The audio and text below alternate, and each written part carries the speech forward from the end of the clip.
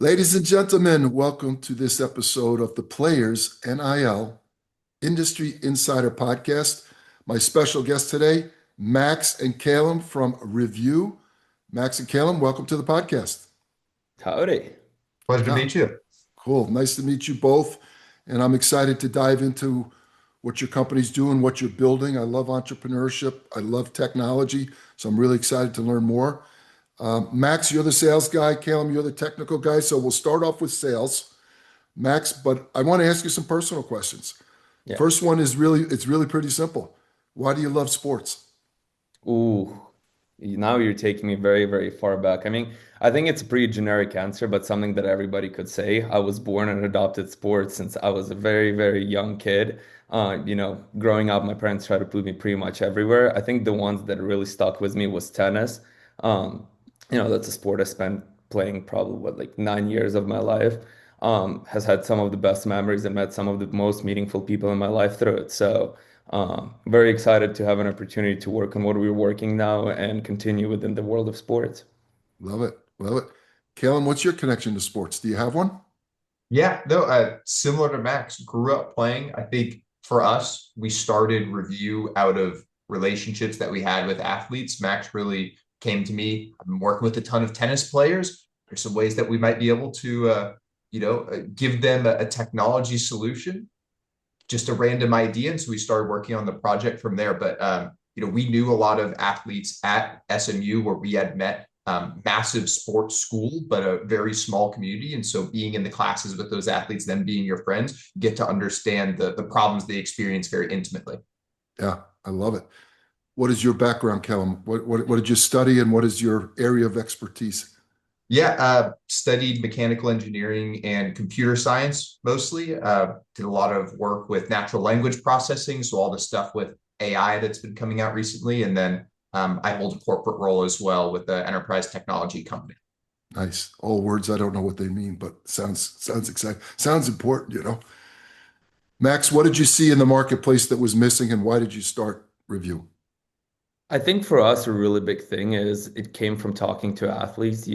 As I said earlier, our initial round of athletes was tennis players. So not nearly as glorified as football and basketball players. And at a time, NIL was just getting born. And, when we were having those initial interviews, just out of curiosity, we would casually ask, hey, why don't you get an NIL deal? Seems easy enough. Brand sends you something, you post it, get money, done. And they pretty much gave us a reality check. They were like, nope, not at all.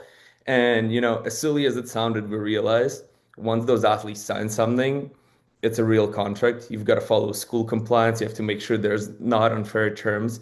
And if you mess something up, it can really strongly affect your eligibility and your future earning opportunities. And unfortunately, that's where we noticed a lot of brands found a gold mine and a lot of universities, unfortunately, as well. And we just saw more and more instances of athletes that were given contracts with not the most clear terms, not the most ambiguous terms. And in the long term, there was just like a big limbo of athletes getting messed up by their deals. Yeah.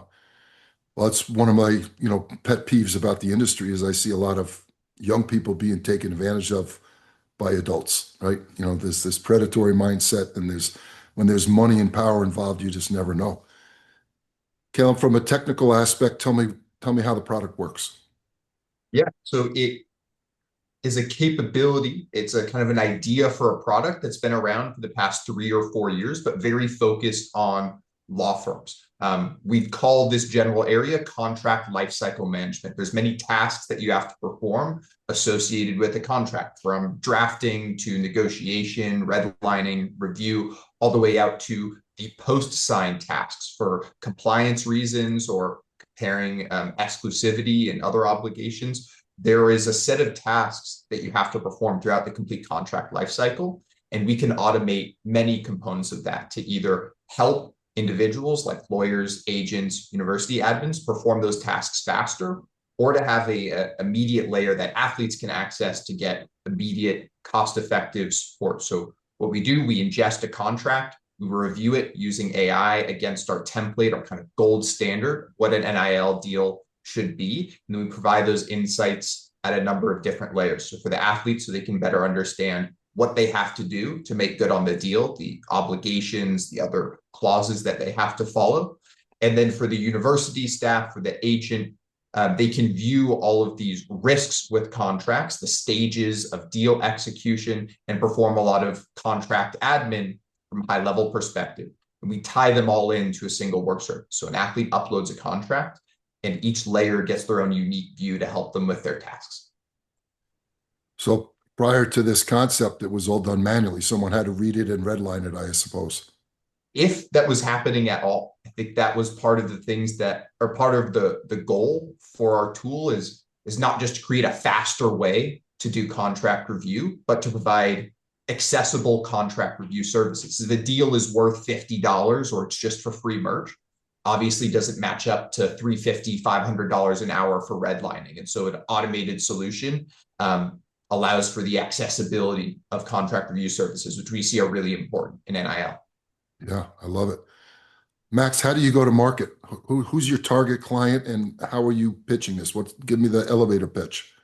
Yeah. So, I mean, right now we're able to work with three types of clients. We have three different layers. So we have our admin layer, which would be dedicated mostly for universities and agencies where they're able to have a dashboard of all the deals. They're able to see the deal completion and life cycle, as well as the health of their clauses. Then we have an athlete layer where they're able to just pull up that simple insights and really just know their deliverables, what they have to do by when they have to do it. And we also make sure we figured out it's a pretty big issue that a lot of athletes forget about their deliverables. So Calum have built a pre-robust system to make sure that they're reminded on all different layers. And then the last layer is when we come in as an actual legal tech tool, is when we work with lawyers, we actually give them capabilities of redline and process through these contracts faster. So the thought process behind that really is right now there's a very big mismatch, as Carl just mentioned earlier, with the cost of services and an average contract value. So what we really aim to do is give legal professionals an ability to scale through that and actually be able to go and help every single athlete, no matter the size of the deal. The NCAA dashboard, which is available to the public, says that in the first half of 2025, 62% of all NIL deals were under $100. It's a statistic that when I tell people that think they know about NIL, their eyes open up, right? Because they all think it's millions and millions and millions. So we know that, the median deal is about $50. So it's half the deals are greater, half the deals are less. So it's not the millions and millions for the majority of people. I get it. If you're getting a 10, 15, $20,000 deal, there's probably a decent contract being written into that because that's a lot of money. But let's call it a $500 deal. Max, why should I review that deal? What are the potential pitfalls? I mean, there's just way too many to list up, starting with your AP, going all the way to your earning possibilities, even past that NIL deal. The crazy example I always tell pretty much everybody is the example of Javon Dexter. He signed a deal with Big League Advantage as a sophomore in Florida. Um, and long story short, they gave him $400,000. He had the dollar signs in his eyes, instantly signed the contract. Long story short, only after he got drafted to play for Bears, he finds out a year later that he's actually doesn't own any of his IP, as well as he's required to give 15% of his pre-tax income for the brand for the next 20 years. So, they can really write whatever they want. There's a lot of bad players in the field. There's a lot of very ambiguous lawyers. And I think it's just something that can always be looked over because you never know what you want to do in the future and how the contract that you've signed today can affect you 5 years from now. And the small deals are almost just as insidious. There's a well-known fast food restaurant where their standard deal that they offer to every athlete is a exclusive transferable right to their NIL in perpetuity. That is something that no agent would want their athlete to sign. But these deals are getting handed out by the dozens, by the hundreds to every athlete that will accept them because they're low value. They see, okay, it's not really worth my time to read through this in detail, or I don't know what this means. It shouldn't matter if it's just for a hoodie, but no matter the deal, you sign your name on the dotted line, they own what is detailed in that contract. Yeah, and to add to that, whenever it's a big nationally recognized brand, I think there's a general misconception that they're going to treat the influencers they sign with very well. And there's been so many examples throughout the history. We can go to FIFA, we can go to WWE, we can go to Red Bull, where they haven't necessarily they haven't necessarily proved that. Yeah. Sometimes, well, whoever has the biggest lawyer wins sometimes, right? Calum, how do you train the tool? How'd you build the tool? What went into this review process? Because I'm guessing there is some subjectivity to it, not just all objectiveness. Yeah. So I'll clarify on one end, the reason why lawyers are licensed is they're licensed to offer their subjective opinion on legal language. And so we do not want to replace that. That is a framework that we see as important.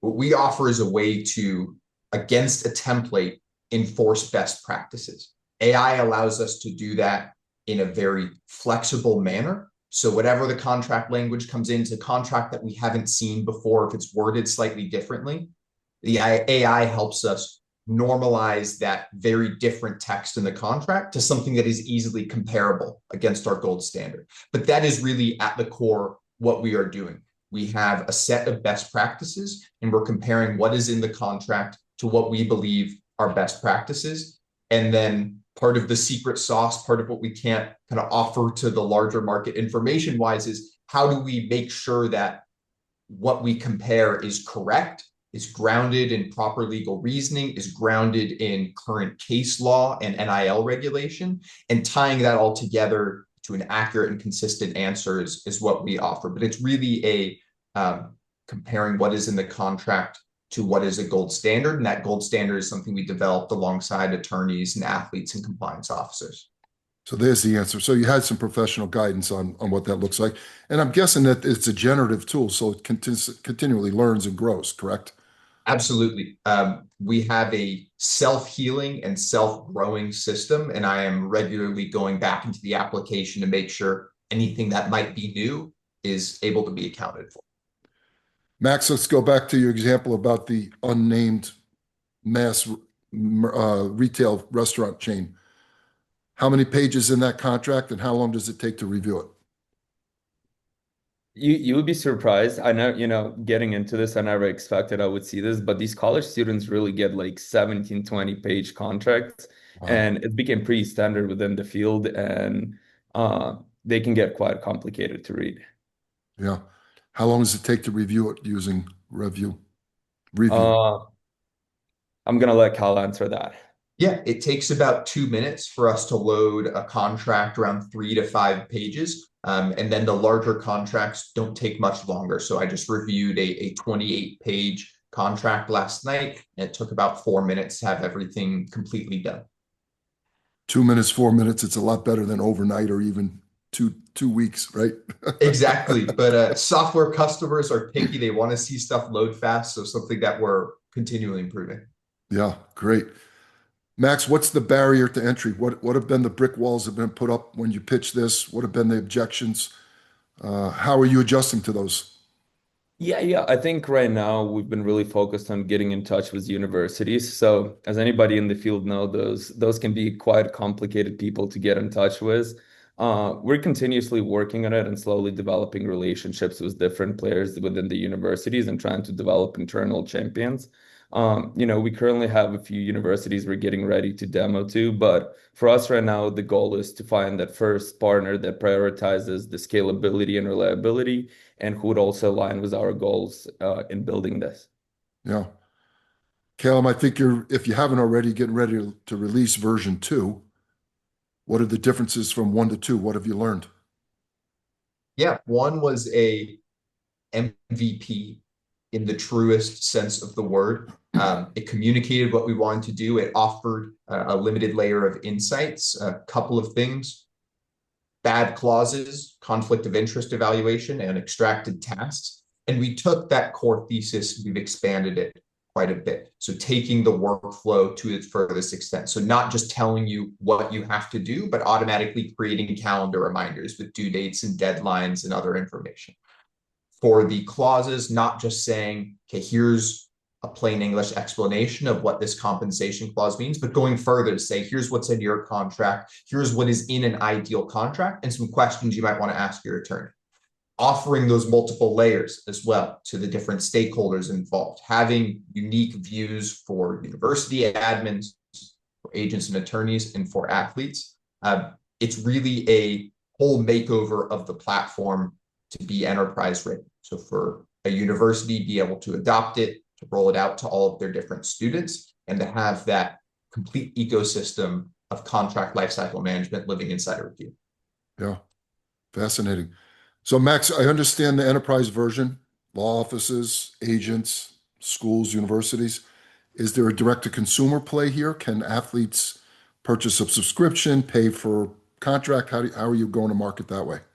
Yes, yes. So we have an athlete layer that you're able to access. As of right now, we're charging $15 per contract. It's pretty easy for them to install the tool. They just have to go down to www.review.deals. Um, and then once they're on board, they'll be able to, we're usually able to onboard people within the day, and then we show them how to use the tool, and then from there they're able to go. We're currently working on a few more things to make the onboarding process a little bit more smooth and seamless. But as of right now, it's fairly easy for athletes to get involved, and we can usually get them on board within 24 hours of them getting in touch with us. Yeah, feels like $15 is a reasonable investment, especially when you're talking about IP and lifetime rights. And I always talk about, net payment terms. How about the cancellation clauses, Calum? Do you look at those as well? Yeah, it ties right in with your point about net payment terms. Just worked with another athlete who was interested in entering the transfer portal. We go back into the contract language, and it's basically, hey, do everything by the end of the year, and you'll get your money then. If there's no net payment terms involved, this athlete who wanted to enter the transfer portal was going to have to pay back their entire year of income from the university. If they entered the transfer portal. And that was something that could have easily be fixed by a modification in contract language, would have only had to give up 2-3 weeks worth of income. But it ties right in there. The universities are equal offenders when it comes to vague or predatory business practices. I didn't even think about that. NIL deals with the school with revenue share. So this Yes. tool can review those as well. Yes, anything that has deliverables, payment, and clauses related to those, we can review.